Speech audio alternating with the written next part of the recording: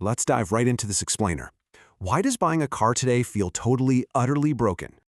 Dealer lots are packed again, like 3.2 million cars packed. So why are prices still absolutely astronomical?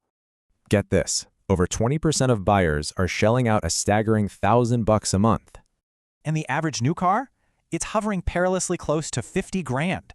Yeah, $50,000. So what happened? Well, automakers basically killed off the budget car on purpose to reshape everything. They flooded showrooms with pricey luxury models instead, completely stranding everyday lower-income buyers.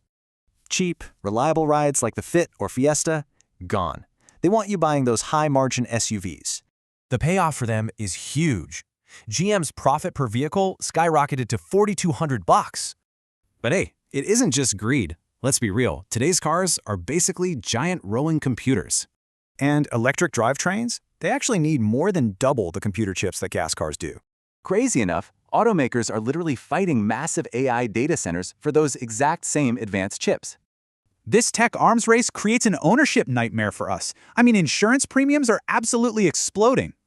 Thanks to these costs, 1 in 4 buyers is underwater, drowning in $7,800 of negative equity. Desperate for lower payments, almost a quarter of buyers are signing grueling 7-year auto loans. The fallout? Devastating. We hit a record-breaking 2.5 million vehicle repossessions last year alone.